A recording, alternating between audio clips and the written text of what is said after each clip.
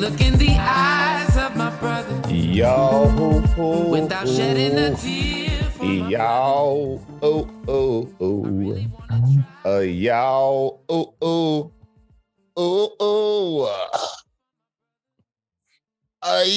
No. What up? Welcome back to another episode of the InforMILLy Honest Podcast for brothers. Today is 3. Shout out to Marco. He's all right. He's living. He just couldn't make it today.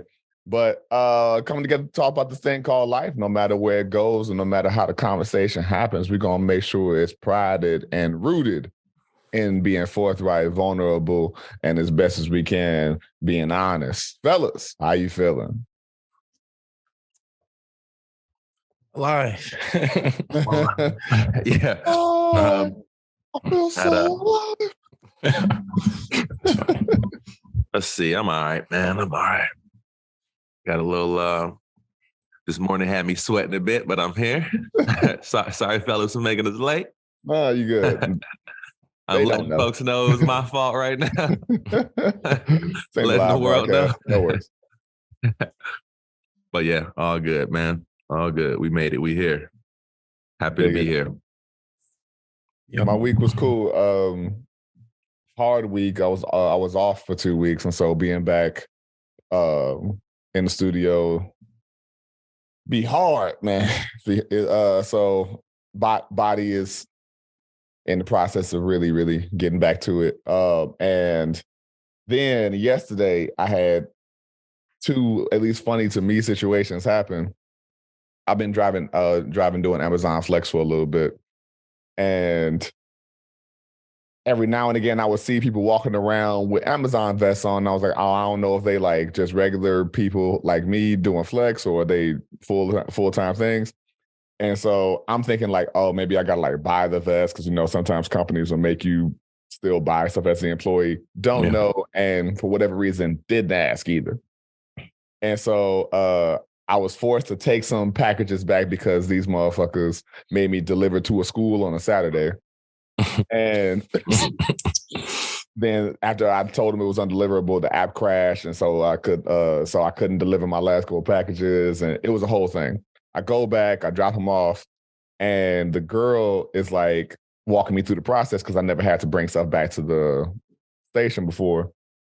And then as I'm leaving, she goes, "Hey,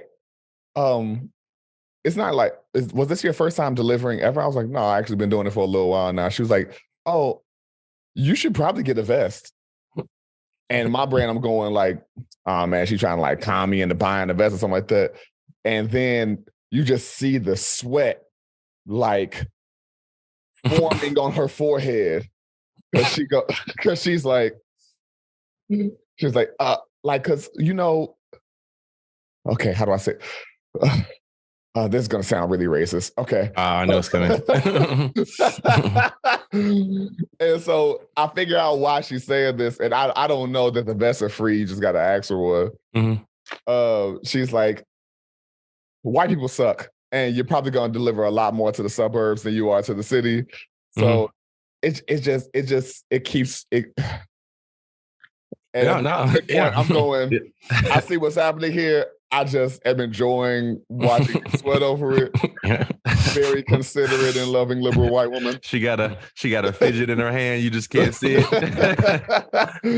Like she's having in all of her care, and bless her, she's having a whole anxiety attack on trying to tell me, dude, you're large and black and have locks. You probably don't want to just get out of your regular car dressed in a sleeveless shirt and some basketball shorts, handing somebody a package. Yeah, going up to somebody's porch. Yeah, bro, walking up. I was about to ask you that. Like you didn't have a shirt or you had nothing showing that you were from Amazon. You were just dropping off packages with just slinging packages, dressed like my regular self. You had a business backing you. It was always particularly funny when like somebody would like be in their driveway. Mm-hmm. Okay. and so like as to not be alarming and shit like that, because I have that much wherewithal. I'm not even really thinking about it, because in my world I'm going, yes, I'm in suburbia. Clearly y'all are rich and probably have whatever bullshitty thoughts and mind frames that y'all have. So if some racist shit happens, okay, whatever. Like, I'm not even like gonna be mad surprised by it. If y'all call the cops on me, I'm gonna just be like, yo, it's Amazon packages, motherfucker. Like it's just. And they're gonna be like, "Where's your vest?" I clearly robbed someone of their Amazon packages to go finish their work for them. Yeah, that was like some Robin Hood shit. That was some Robin Hood shit. You stole from the poor to give to the rich. The opposite. And what was it? So shit, where was I? I'm lost on the place of the story. Yeah, so that was the first thing, was just watching her squirm on trying not to say that. I was like, oh, word, okay, so I'll take the vest. Not that I know they're free. If you was gonna make me pay for it, I'd been like, I'll take my chances. I don't care how much it is. I'm not paying you. When y'all, because when I said, hey, seeing as how y'all sent me on this wild goose chase, are y'all gonna compensate me for the gas that it takes me to get back to suburbia to return this shit? And they went, sorry, we don't really do that. I was like, nigga, this is a multi-billion-dollar company. You can shed whatever $10 it is on my gas because gas is fucking $4.25. Yeah, and it was their fault. It was so your when they fault. say like, Like, "Oh, we don't really do this," so what they're saying is they don't make up for the issue that they created. Is that what they don't do? Yeah. Precisely. I was like, they were like, it's an automated system, so we can't differentiate with that. I was like, but you just read the business hours of a school to me as if I didn't know. Yeah. Because when I called driver support, I was like, hey, they're trying to get me to deliver to an elementary school. It's Saturday. And it's like, well, hold on, let me look it up. They said the business hours are from 8 to... I know, it's a school. Yeah, nigga. come on, man. Like, We all been to school for it. It's not open on Saturday. And so, but yeah, that was the first thing. And so now I'm out here rocking my vest and all of that. And now it's nighttime. I pull up to a house and suburban white woman stands in her window looking through the screen, wondering who this is in her like in front of her driveway, reaching in their trunk. She stands there all the way up until she sees me scan the package. That's funny.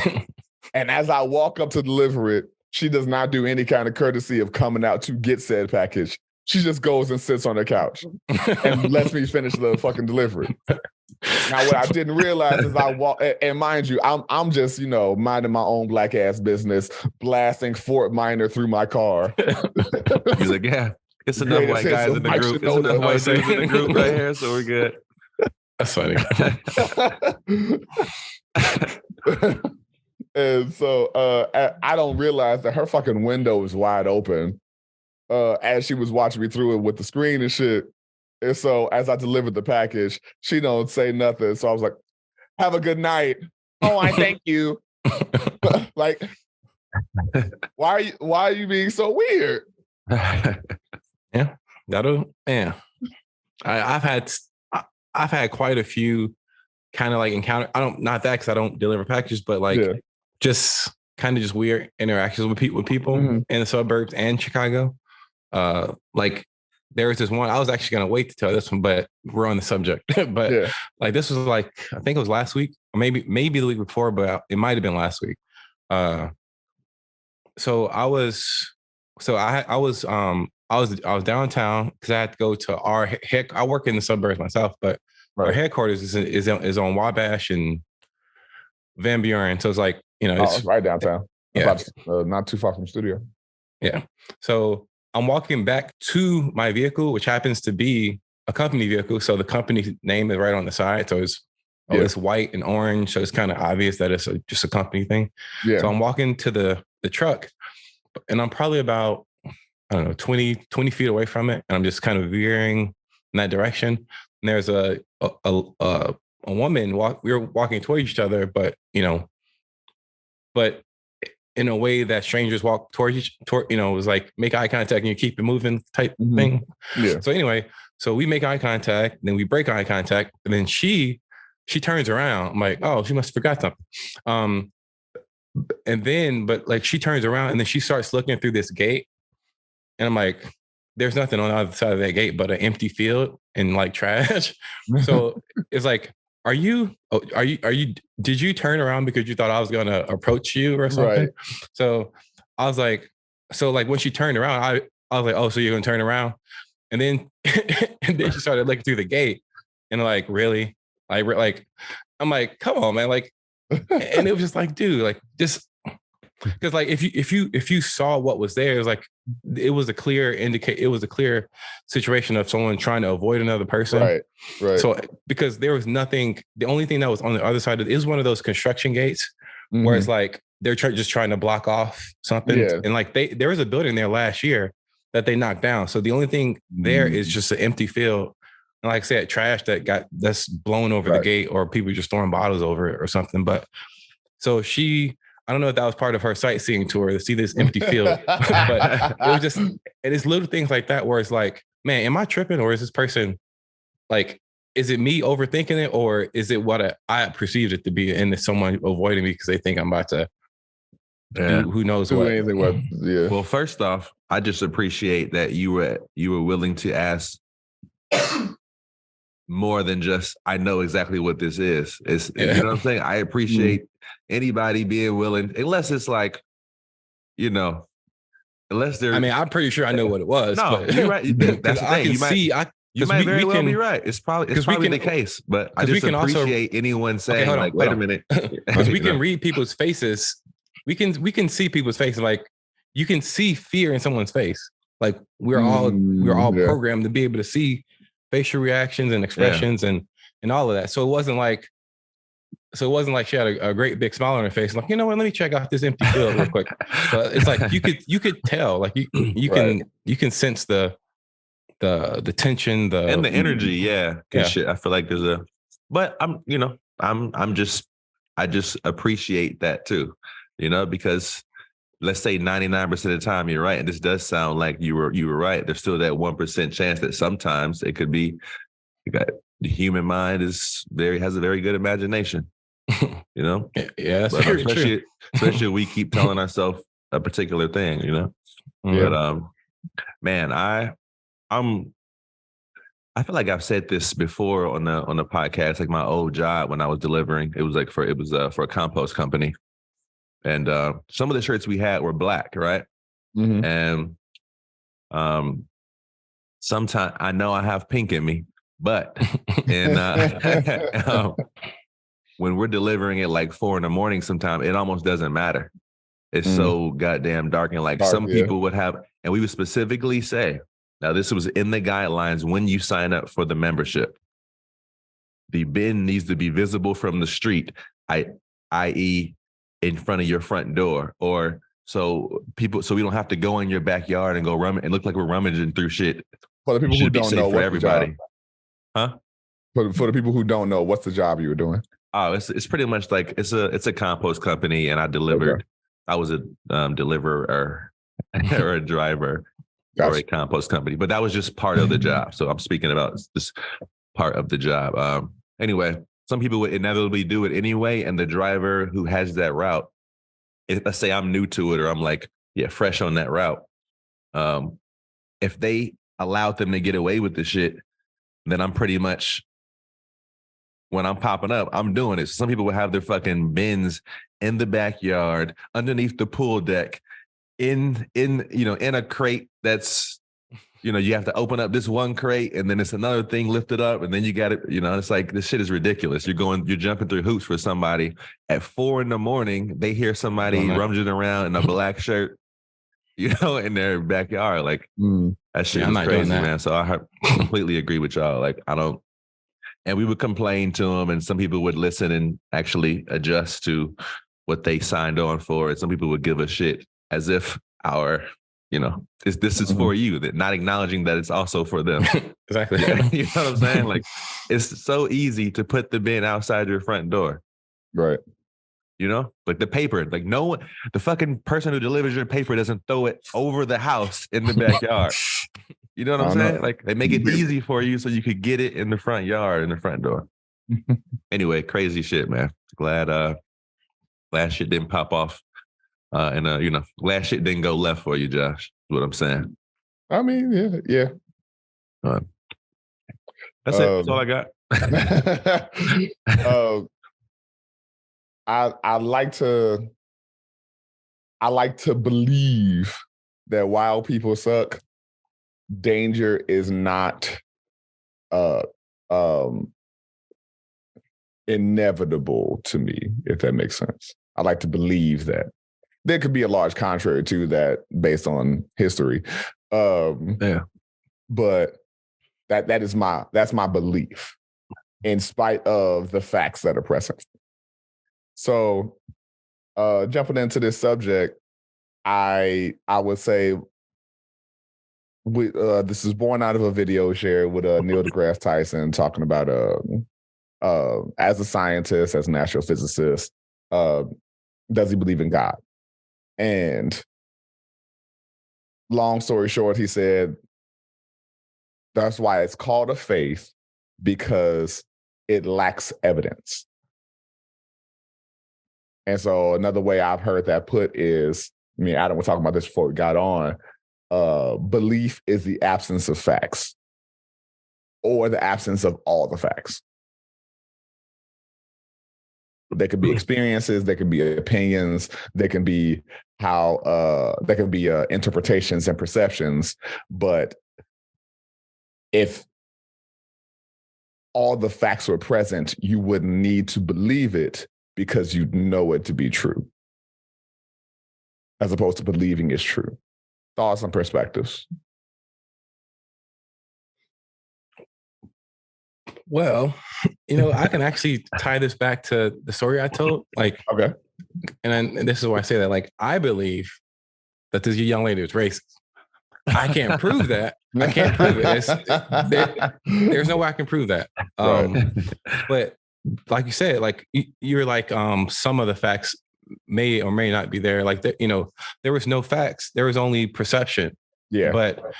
And you're also saying, based on past experiences and past, et cetera, and like that's not my first like kind of encounter like that. And what's so bizarre, I've lived in South Carolina, I've lived in Florida, two, what people would consider red, et cetera, states. Yeah, real red. And I feel like I've experienced more racial, I don't want to call them like, I'm gonna call it tension. I've experienced more racial tension in the Chicagoland area than I ever have in South Carolina. Like microaggressions. Yeah. Yep. Because that's you're not just the first person I heard say that, actually. Yeah. I mean, if we just talk about Chicago itself, it's the most segregated city in the country. It really is. Blatantly. Yeah. Some of it's by design. Some of it is just, it's just people stick with their own people. So, I mean, it is what it is on that. Mm-hmm. And I don't believe segregation is necessarily all wrong, but it's only all wrong when, communities aren't being served in an equitable fashion.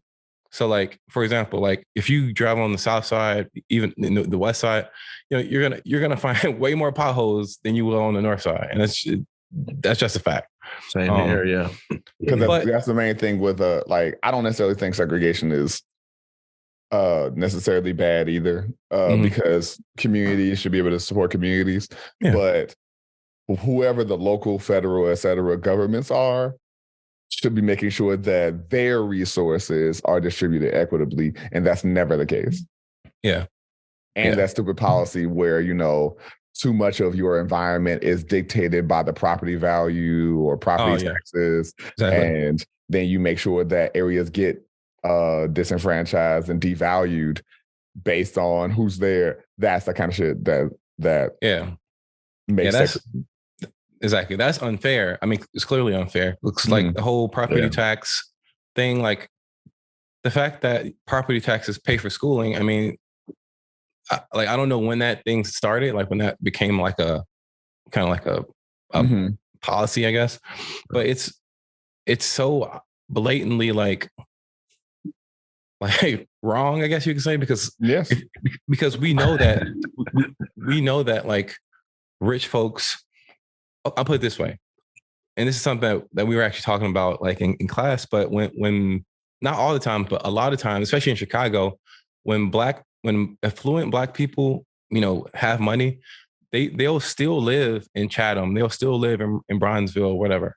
Mm-hmm. But which, you also have low income people living in those areas. So even though you're making a decent amount of money, your property still isn't going to be as valuable simply because you're living in those areas. Mm-hmm. But white people typically live amongst other wealthy white people, and then poor white people live among poor white people. So this doesn't have anything to do. I'm just rambling, but just to get back on the subject, like as far as the belief thing, like I agree with basically what Neil was saying, because you can believe. So if you look at a Christianity standpoint, like my parents are, are Christians. So like if I was to talk to my dad, I'm like, hey, do you believe that Jesus Christ, is real? He's like, I know Jesus Christ is real, but, and then he would give me these reasons of why he knows Jesus Christ, even though you can't really know unless, right. The guy, you talk to. Well, I mean, people say they talk to God all the time, but right. It's I don't know. It's just a tricky. It's a tricky situation, because when it comes to religion, and what made me fall back from religion was, like, there's so many different religions in the world, and everybody believes they're 100% right. And I'm like, which one of these avenues is the correct one? And it's just like, because there's Christians who will literally kill over their religion. There's Muslims, there's Muslims that will and have killed over their religion. So I'm like, y'all really believe this, man? Like, which one of y'all are right though? And it's like, it's kind of just impossible to, or maybe it's a mixture of everything, Yeah. I'll chime in, but Aaron, you want to go? Oh, shit. I was liking what Adam was saying. I was more so just like, yeah, I feel that. But I mean, he's right. It's such a subjective thing. Like, how can you truly prove somebody wrong with empirical evidence that they have not spoken to Jesus if they said they did?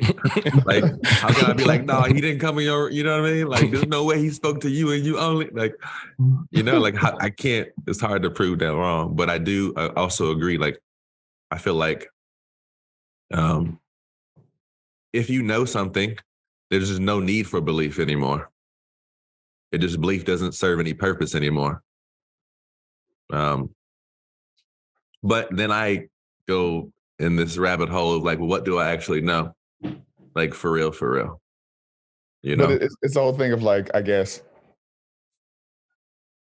if someone hands you a piece of bread and goes, I believe that that's fish, you're not going to go, well, I have to consider their beliefs. No, you go, nigga, this is bread. But maybe wheat, in there, flour, maybe the bread and water identifies as a fish. But that's what I mean. Like, there are things that we know are just facts, and then there's aspects of history that hopefully have been preserved with integrity so that we can consider them still facts. Unless we find some other evidence of something negating that history, then facts change. Like, facts aren't eternal if new evidence shows itself. Yeah, because it was only a fact based off of the amount of information that folks had at the time. Correct. Yeah. And so my big thing with that idea of belief and faith and facts is, I go, your experience is valid, but it's a feeling. And something I tell students often is, your feelings are valid, but feelings aren't facts.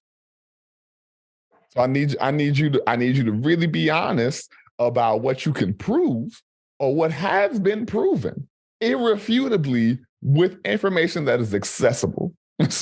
Well, let's take that back to something Adam said about, you can kind of, just in general, you can tell emotions or certain emotions on people's faces, their facial expressions, right? Sure. That people would consider that a fact. But at the same time, somebody could be crying and they're actually joyful. They could be happy crying or not. And if you're far enough away, you just see them crying and you take it as a fact as, oh, typically folks would be like, oh, they're crying, they're disturbed, they're hurting. Most people would assume that than the other one. So that's a gray area. But the gray then becomes about whose perspective are we looking at this from and how objective are they being? Because that's always, to me, that should be important always. It should be, but that's what I'm saying of people take it upon themselves with that thing of assumption, because you go, oh, I see this person crying in the distance. I can assume what they're feeling, or I can acknowledge the only fact that's present, which is that they're crying. Yes.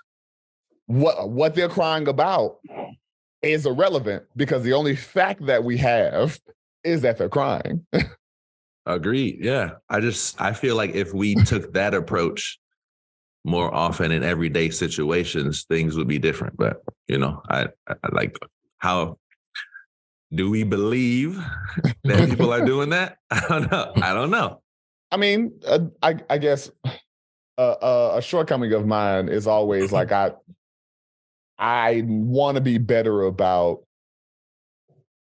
really being able to process be more cognizant of how people process information, as opposed to going, this is what I think is possible for people to think, and this is what I know. Because I keep things so about me that it gets hard for me to always be able to tell how someone is going to interpret, even though I try to think about it from as many perspectives as possible. Like, I don't know if it's some ADHD, touch of autism, whatever it is, but it's that thing where I'm trying to go, what are the facts that are present? And if the space is there for it, can I inquire for clarity, as opposed to making assumptions about what it is? Because then after you make the assumption, you got to go through all this rigmarole of trying to act accordingly based on your assumption. And then let's say you do get a chance to interact with that person again, and you may not have felt like y'all have the rapport to for you to be able to ask them, like, yo, I saw you crying the other day. Are you good? Like, you could but you go, oh, I saw you crying the other day. So now I need to watch how I act around you to make sure, like, I'm not being extra triggering to whatever emotional state you're in. Like, that's. Yeah, I was about to say, like, a lot of times judgments happen much quicker than that, or assumptions happen much quicker than that. Oh, they do. So Absolutely. You have to, like, to me, it would have to be seeing that and still taking some space to be like, okay, I don't have to act immediately off of that. I saw that happen. That might have been from assumptions that I've had in the past, and just kept me in this loop, because sometimes it did happen, sometimes it didn't. And I just held on to that. So that's my first instinct, to jump to that, acknowledge that maybe that's not the case, and then go through the methods that you were talking about. But I feel like most often people are just judging. It's just happening like that. It happens even, pretty quickly. So to be able to take that time and recognize that you even have that time or that option to think a different thought, or second guess whatever silly ass thing that might have come up first, that's a lot of it based off the past, which might not necessarily be exactly like this moment. Or don't. That would be nice. Sympathy and empathy don't have to happen. You could be like, well, that sucks. My business is in another direction. Well, I thought we were talking about actually trying to fucking. I'm not sure where we're going with this. What are we? It's like you could do either of those things. Yeah, I could. In every case, I could say, "Fuck it." You're right. I could have left the fucking dog I was watching outside until their owners came home. I could have like, you know what? Fuck it. It's not my business anymore. I got paid.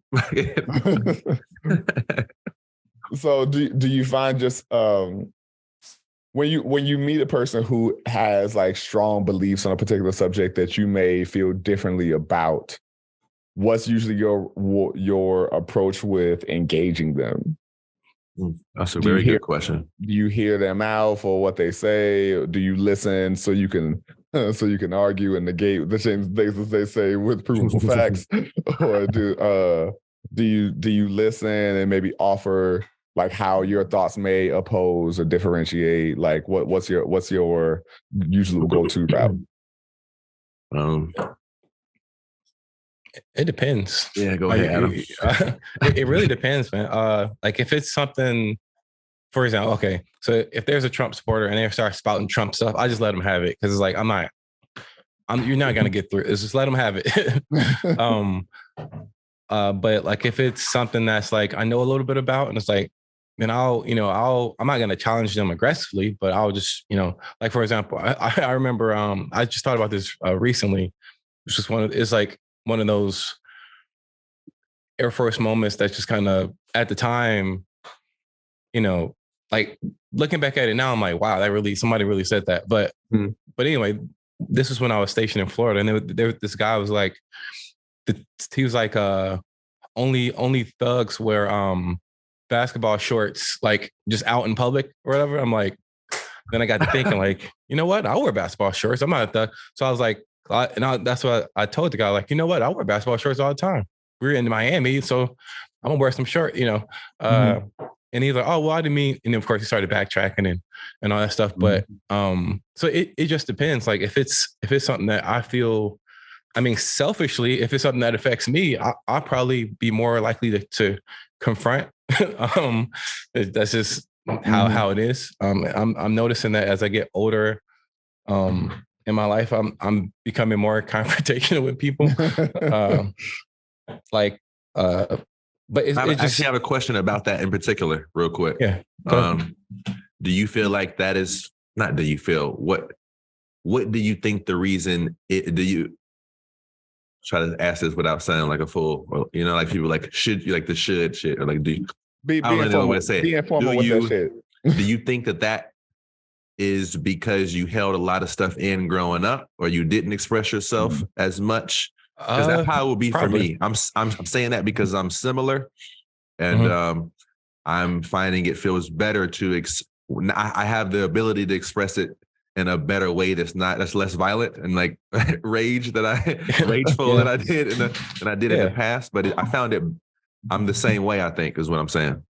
I think it's more. I think that is some of it, but also it's just like I think as you get older and older, you just get fed up with stuff. Like this stuff just builds. And you're just like, you know what, like I'm never gonna like aggressively. I won't say never because if someone aggressively is doing something to me, I'm gonna respond in the same. Yourself. Yeah, But like, okay, so there was another situation when I was in a surge unit back in.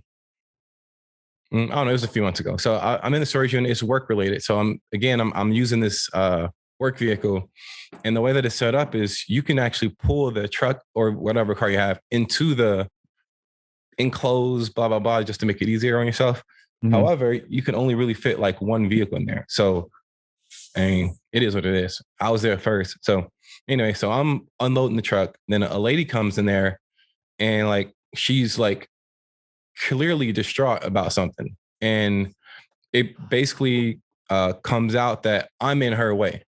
So like, even though I'm there first, I'm just unloading, and and I was like, now I actually talked to her like, hey, I can move up if you need me to, just being a person, like, we can work this out. Yeah. And then she just like rolled her eyes and walked off. And I was like, or you can be weird. That's fine too. And then she walked off, and then we bumped into each other like a couple of times just in that thing. And she was just being weird, but she kept like going out of her way to like make eye contact and roll her eyes at me. I'm like, okay, like this is like, and I'm just like, well, you're still blocked out. My truck is still here, so I mean, you're still frustrated, and I'm just got a big smile on my face, like, okay, I mean, whatever. So, but it's just times like that, and like years ago, I probably wouldn't say anything to the woman. I would have just like. But I kept kind of just saying little like one-liners here and there, just kind of just provoking the situation. I mean, at this point, you got troll. So yeah, because like she clearly was affected by this unnecessarily. Because like I said, I was like, I can actually move up so you can get in and we can both figure it out. Because I was almost done anyway. So, but because she was acting like she was, I took my time and I just stayed there. Yep. So and it's just like.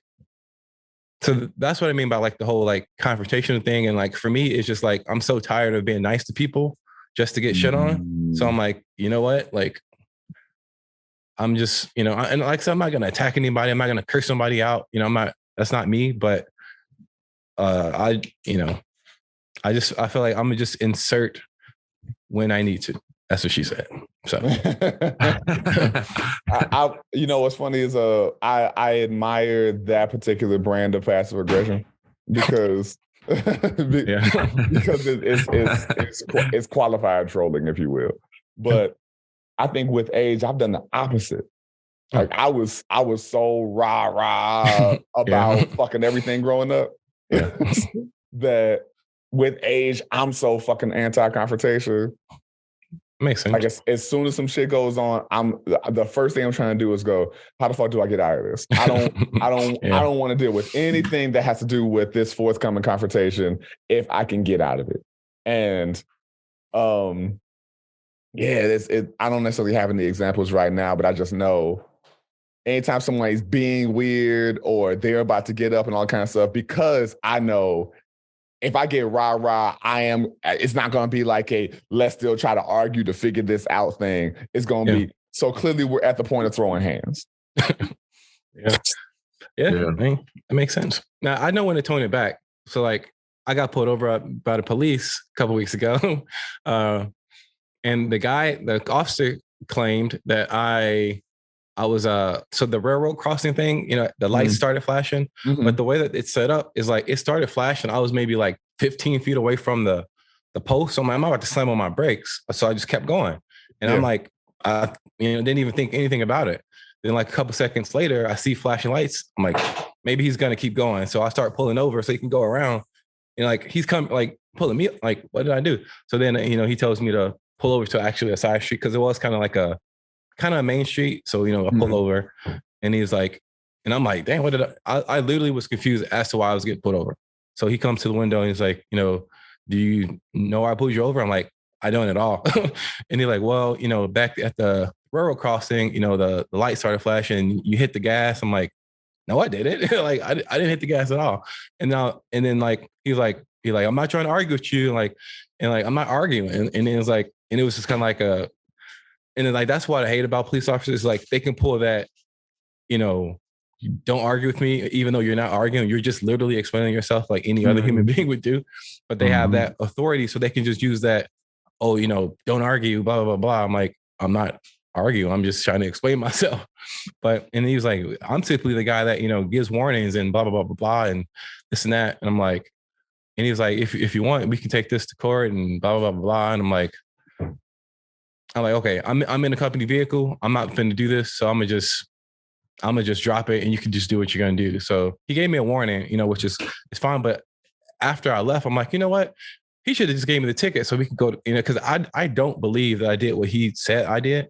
Right. And there's no way to prove either or. Yeah. Well, he said he had it on his little dash cam thing, which looking back, like you probably don't have anything because you weren't behind me. Because if you were behind me, that means you also ran the thing. So, and I just know he wasn't behind me. So I don't know if he was parked somewhere, like, maybe hiding in the weeds and stuff. But I don't know. It's stuff like that is frustrating because you're just trying to explain yourself, but they're taking it as aggression, even though like I'm not trying to be aggressive at all. I'm not an aggressive person. I was just trying to explain myself. But of course, when it's you versus the cop, you're always going to be wrong because it's their word versus yours. So yeah. I just you know what? You can just write the warning. I'll be on my way. I'm not a fan of that either. There just seems to be what is, and in those situations, with those kinds of cops, it seems like there's just they only listen to everything I say. They're 100% right. No need for you to defend yourself because like those situations, it's like, what the fuck can you do outside of like, fuck it, give me the ticket. Just, what I'm saying? Like, it's like, I'm trying to make it home today. So just, just do what you got to do. I just can't go there with you. Yeah. Because that instilled fear of all of that. And I don't even know if it's fear at this point. It's weird.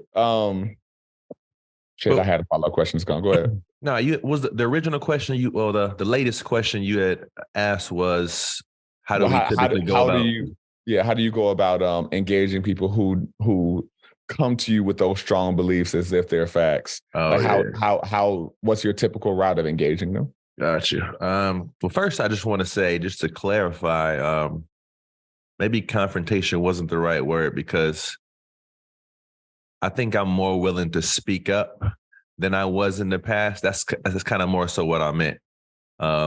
Because, y'all know a little bit of my, we did grow up with one another since middle school for sure. But, my past was a little crazy, a little wild. So I did let off a lot of steam and shit back then. So in that regard, I've calmed down quite a bit. I didn't mean to make people think I'm out here popping off, all the time. I'm just more willing to speak up than I was, because I feel like I held a lot of shit in, even though anyone around me at the time would be like, you didn't hold anything in. I don't know what the fuck you're talking about. I felt like I did. I'm more willing to speak up, but that was you holding it in? Yeah, literally, like, what the fuck? Telling the whole school bus, I'm gonna kill you? That's why I had to clarify, bro. That's why I had to clarify. See, and there somebody might be like, yo, they believe that I let everything out. That might have been more like a fact. I let a lot of shit out. I'll let that fact slide. Only fact I knew when that happened was that shit was funny. Yeah. But now I'm kind of, I think Adam mentioned something like it all depends.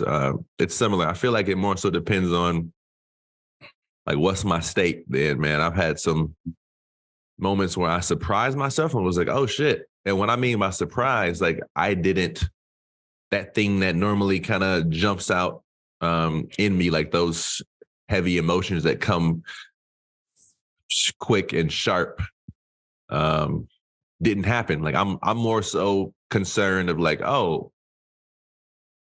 whatever experience I had was different than the last time. It was better or worse or something, like those are the things that I take away. I'm like surprised, like, oh shit, like I didn't, because that's what gets me going. If I get caught in that heavy emotion and I don't see a way out in that moment, that's when I'm more willing to argue and take it there, because I can't argue. I still have that shit in me.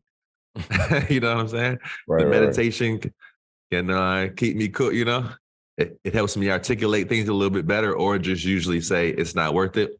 But there are those times when I get caught up in something, I'm feeling a certain way, like especially like some situation with Adam. It's like this, I think that's playful trolling. It's like, yo, the lady made a point to keep showing you that she was aggravated after you've reached out and tried to find a way to reconcile and make it. You, first of all, you didn't do anything, so there's no reconciling. You tried to offer a hand.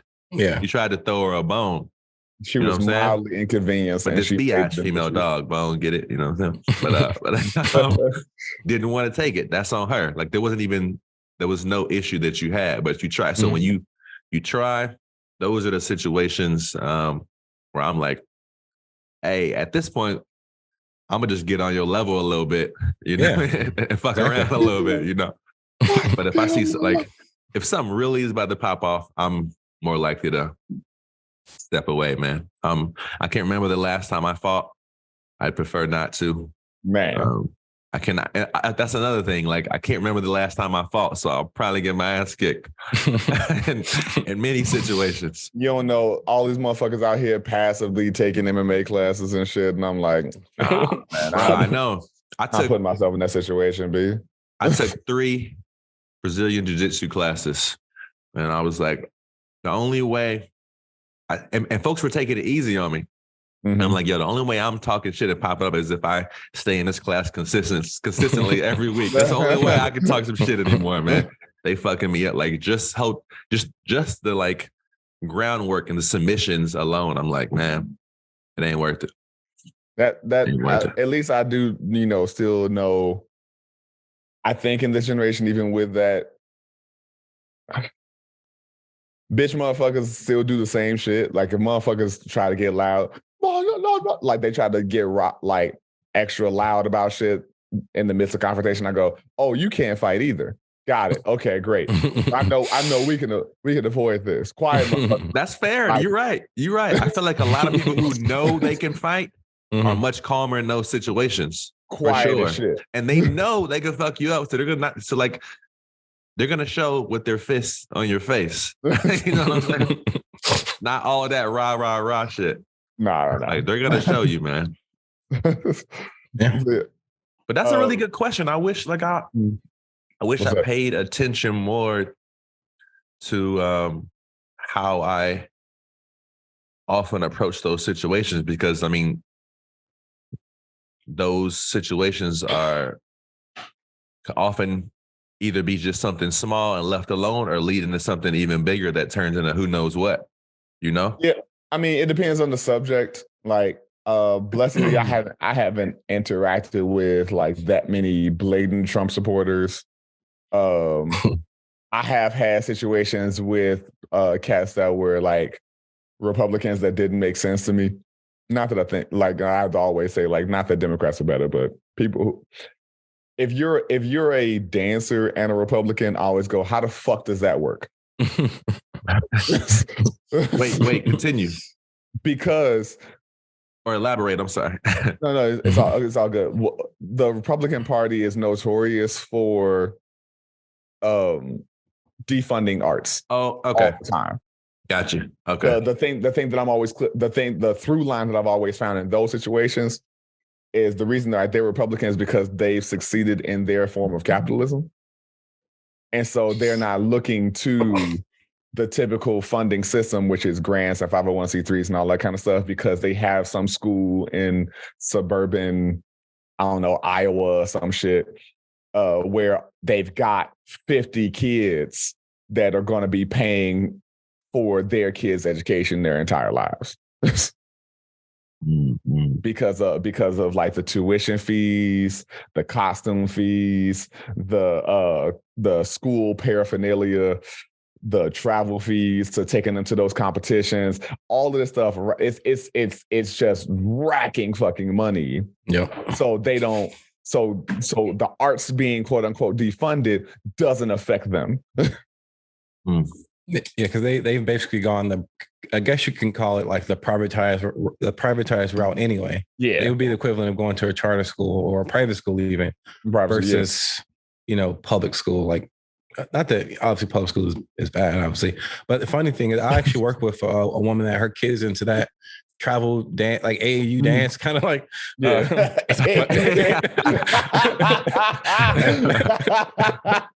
what I kind of think of it as. But she was talking about the competitions. I'm like, okay, but I've always thought that was interesting though.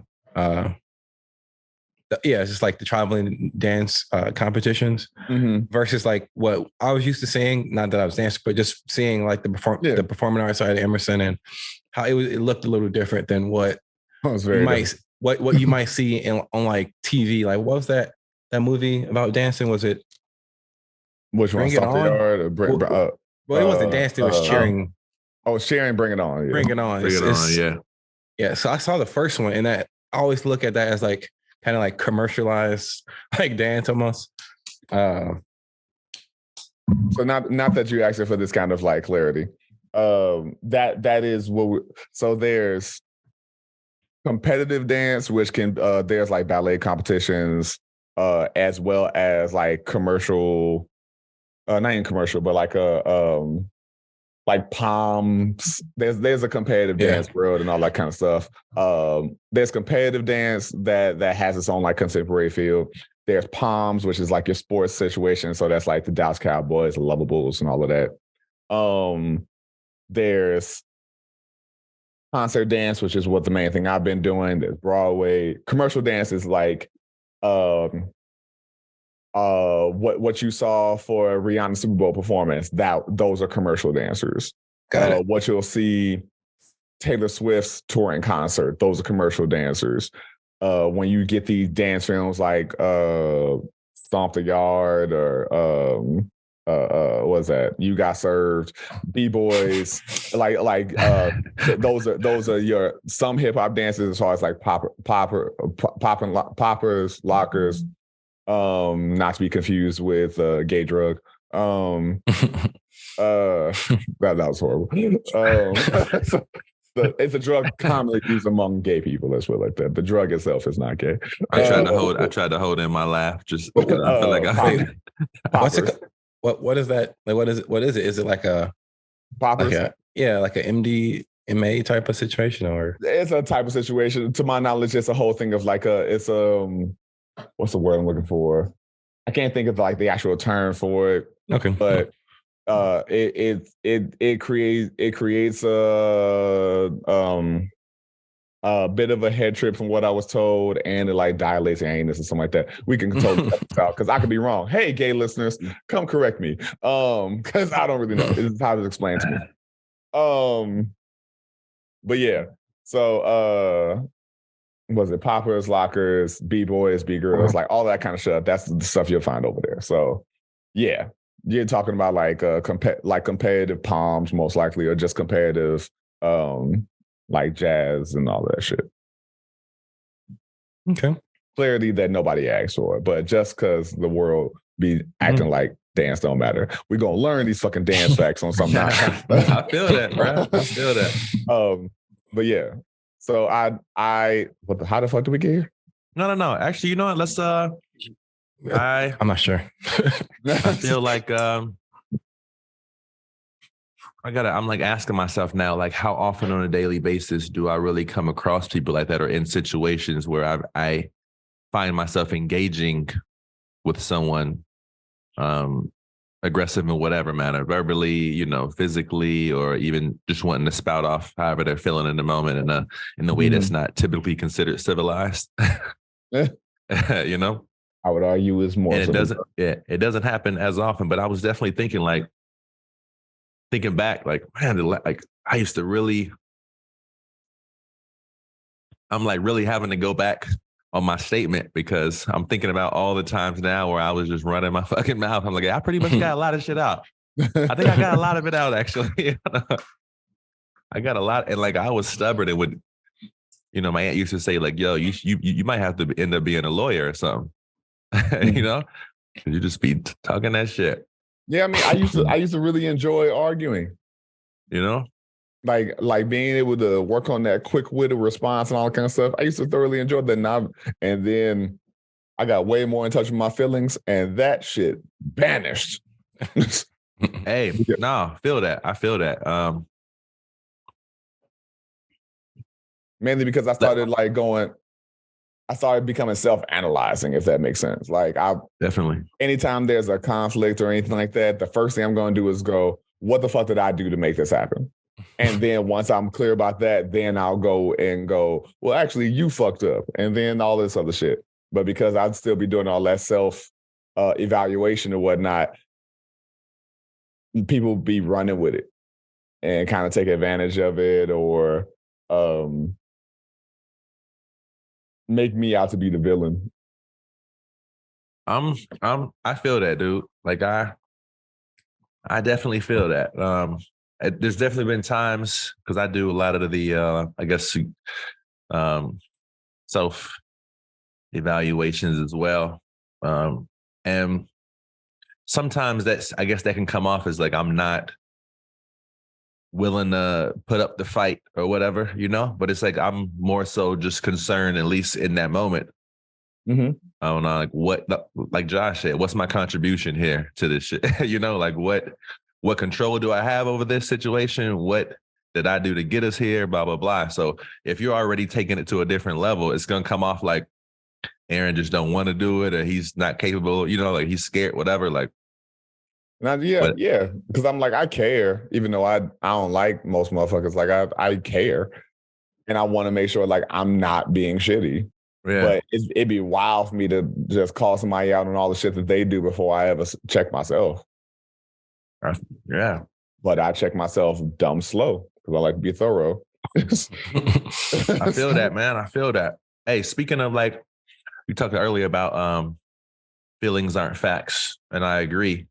I feel like, there we go. Feelings aren't facts. I agree, but I feel like just semantics. But in certain, I feel like we really, really, really do put a lot of emphasis on feelings, though. Like that, feelings aren't facts. I agree, but that shit needs to be more popular, because a lot of us are going around operating based off our mind and emotions. You know what I'm saying? And pretty much just operating from that, and this you see it on TV, you see it in real life. I'm just kind of relating that to like belief and whatnot. Like the original prompt. question asked. Yeah, I think that's why the first part of that sentiment is so important, is that your feelings are valid. What happens is people go their whole lives feeling unseen, unheard, and invalidated. And then they spend too much of their adulthood trying, and especially in our generation of people being in these silos of echo chambers for their own beliefs, thoughts, and et cetera. They want so desperately to be validated and heard and seen for what they believe to be true, that making yourself see things objectively to go, oh, but this is the actual truth, regardless of my feelings toward it. Once you get back to that, because our prior generations to us, I can't necessarily say facts were what led them, but feelings definitely weren't. Yeah, because if that was the case, they would have taught us a little bit better on how to process approach said feelings. Yeah. And so that's why I'm like, you're raised by these generations of, however, necessarily because of society, because of historical oppression, fucking sociopaths.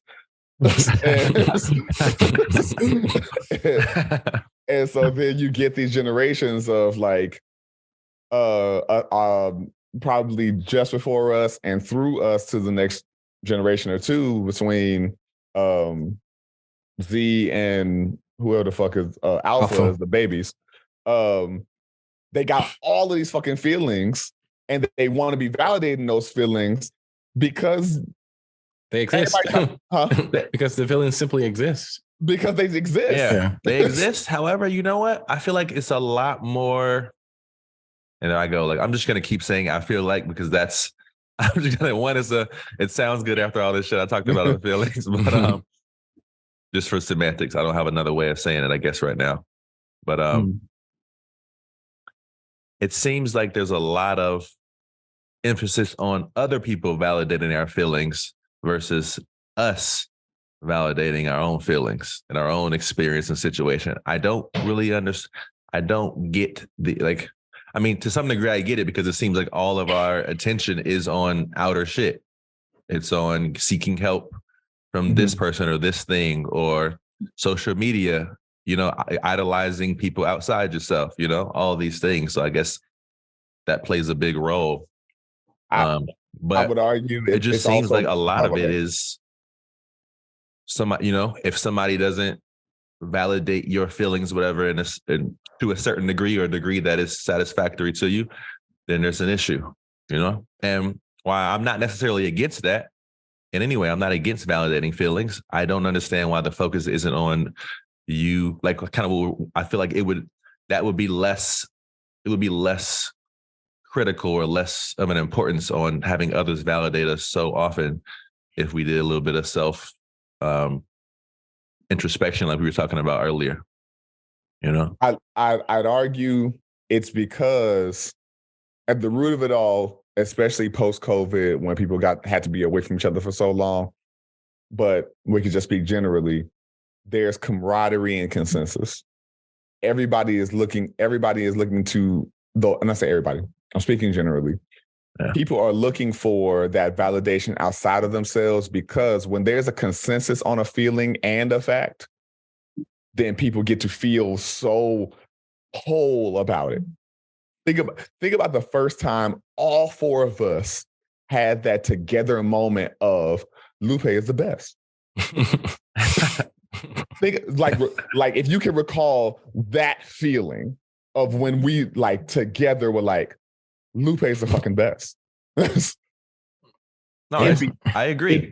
It'd be different if three of us were like, Lupe is the best, and then somebody was like, I don't know, man, this verse was kind of weak, and then you're like, you'd almost go, nigga, you stupid. Did you hear that shit? Like, because the camaraderie in consensus is a powerful drug. No, I agree. Yeah, it does feel good. I'm just saying it could be a detrimental thing if you don't also have that subjective. You know what I'm saying? Like, because sure. If you rely on that, then when everybody ain't with you, boy, you feeling like shit. Yeah, I'm not saying whether it is or isn't good. You're saying the cause why? of it, the root. Yeah, I feel that. Yeah. And so to me, I think that is a big part of it is when something is a subjective truth to you, where you're like, I believe this thing to be true. The main way you're going to get that either validated or affirmed is somebody else believing it's true too. Yeah. I just want to say the reason why I even asked that question or brought that up is because I feel like it ties into this whole idea of what we know and what we don't know and what we know objectively versus subjectively. Like that, I know there's a way you could look at a lot of these things from those perspectives. That's kind of where I was coming from, you know? Yeah, I feel you. I at the end of it, because we do need to wrap, I got to run. At the end of it, I really think it's a whole thing of there's something wrong with people having feelings, of course, but needing your beliefs to have the same credibility as evidence and facts is a great detriment to us all. Yeah. Adam, what do you think? I mean, I agree with that. And I keep bringing it back to that situation because I just think it's easy to. And for me, it's like I still believe what I believe. I believe that young lady was racist. I do. And it's like I would because so we were talking about, so what were the options? Either she turned because she was sincerely interested in this empty field with trash all over it, or she was trying to avoid walking past me. And I'm like, which one of these makes more sense? Yeah. I mean, we're in downtown Chicago, all of these beautiful buildings, this historical architecture, and this is what you draw your attention to? I don't believe that. I'm sorry. So for me, based on that, I believe that she was racist. And honestly, if she indeed did all of that, to avoid me, that actually hurts my feelings because, and this is why, like, and I don't care if I was a white dude, it doesn't matter. Like you're basically saying you're judging me based on my appearance and saying I'm afraid of you because of how you look.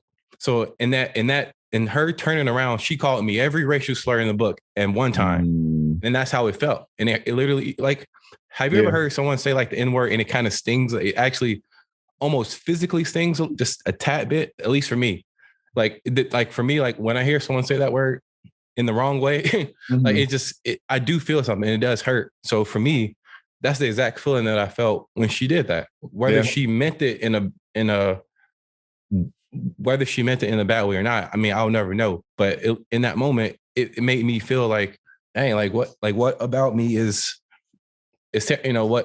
what about me is so terrifying to you? Like I'm walking had a big envelope in my hand, like, who's robbing folks with manila envelopes? Like, like it's just, I don't know. It's frustrating. I completely agree and concur with all of that as a person who's experienced those kind of things too. Yeah. What was it? I got pulled over walking down the street by two cops. This was some years ago. I was wearing, I don't know if y'all remember, I used to have these I used to wear all these bright ass colors. I had some some custom FUBU shorts that were like light blue trim. I do remember that with the black in them. It was the black shorts with the teal blue trim. Yeah. And then I had the same color as a puffer vest. I was luminous. I was bright. I was bright as shit walking down this goddamn street. Yeah. And these cops had stopped as I was walking to my friend's house in Northside Chicago and told me I fit a description. And I was like, who's stood up to rob somebody like this? That's funny. Like, sir, do you see what I'm wearing? I look like Kirby's black cousin. Like, I don't know what we're doing here. I look like a goddamn Squirtle. Yeah. And so yeah, it was that thing. But Write us in, let us know your thoughts and perspectives. If you are like really hardcore about your beliefs and you're like, nah, I felt Jesus touch me on my inside parts and say my name. And so that's why he'll always be beloved to me. And oh, nobody got that reference. Got it. Womp.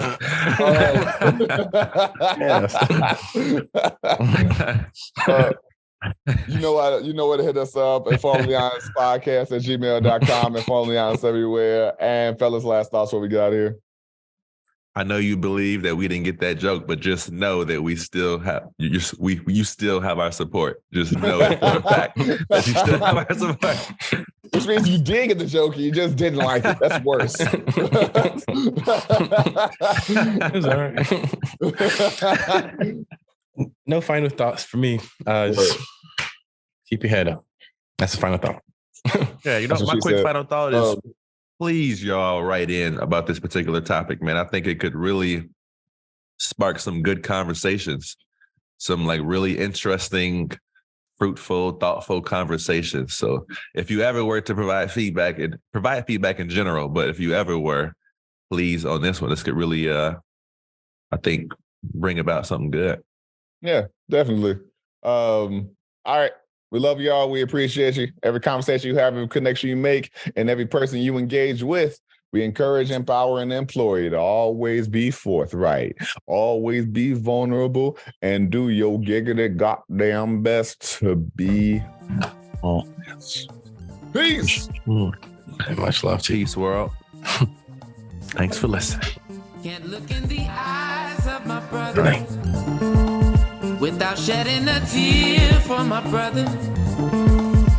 I really wanna try for my brother, 'cause I truly do feel for my brother.